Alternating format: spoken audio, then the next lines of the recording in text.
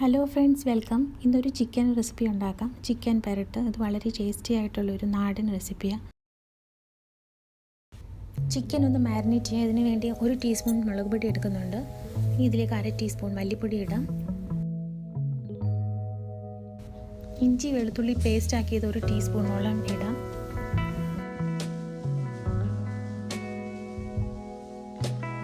ആവശ്യത്തിനുള്ള ഉപ്പും അരമുറി നാരങ്ങ നീരും കൂടി പിഴിഞ്ഞൊഴിക്കാം.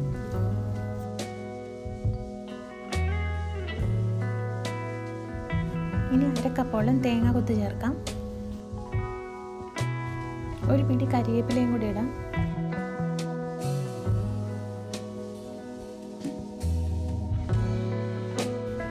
ഇതിലേക്ക് 1 ടേബിൾ സ്പൂണോളം വെളിച്ചെണ്ണ കൂടി ചേർക്കാം.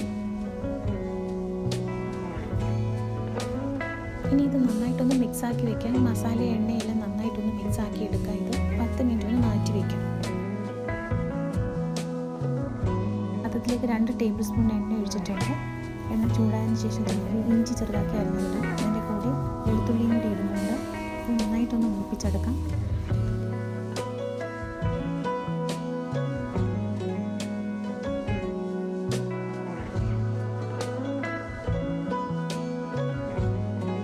എരിവിനനുസരിച്ചുള്ള പച്ചമുളകും കൂടി ഇടാം.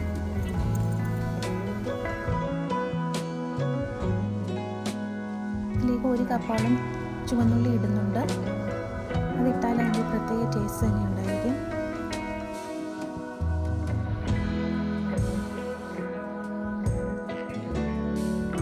ചുവന്നുള്ളി ഒന്ന് വഴണ്ട് വന്നതിന് ശേഷം 1 കപ്പ് സവാള അരിഞ്ഞതും കൂടി ഇടുന്നുണ്ട്. കനം കുറച്ച് തന്നെ അരിഞ്ഞെടുക്കാം. സവാളയിലേക്ക് 1/2 ടേബിൾ സ്പൂൺ മുളക് പൊടി ചേർത്തിട്ടുണ്ട്.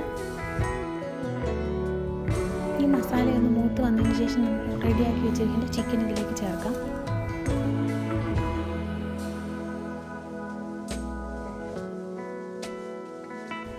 ഇതിന് നന്നായിട്ടൊന്ന് മിക്സാക്കി എടുക്കണം. സവാളയായിട്ട് നന്നായിട്ടൊന്ന് മിക്സാക്കിയതിന് ശേഷം ഇതൊന്ന് മൂടി വെച്ച് തന്നെ വേവിക്കാം. ഇനി ഇതിനകത്തേക്ക് 1 അര ഗ്ലാസ് വെള്ളം ചേർക്കുന്നുണ്ട്. അതിനുശേഷം ഒന്ന് മിക്സാക്കിയിട്ട് ഇതൊന്ന് മൂടി വെച്ച് വേവിക്കാം.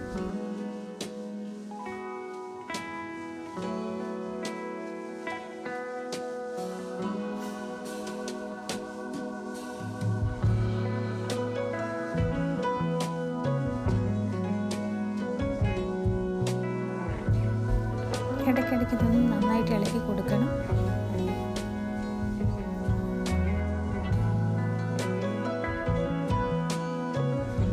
ഇത് നന്നായിട്ട് ഇളക്കി എടുത്ത് അതിൻ്റെ വെള്ളമെല്ലാം ഒന്ന് വറ്റിച്ചെടുക്കണം. നന്നായിട്ടൊന്ന് കുറുകി വരുന്നത് നമ്മൾ വെയിറ്റ് ചെയ്യാം.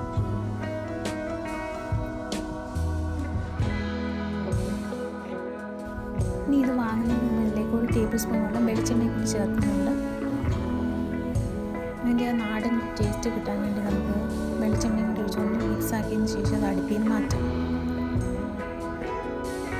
ഈ ചിക്കൻ പെരട്ട് റെസിപ്പി നമുക്ക് വളരെ ഈസി ആയിട്ട് ഉണ്ടാക്കാം. ചോറിൻ്റെ കൂടെ കഴിക്കാൻ പറ്റിയ നല്ല ടേസ്റ്റി ആയിട്ടൊരു റെസിപ്പിയാണ്.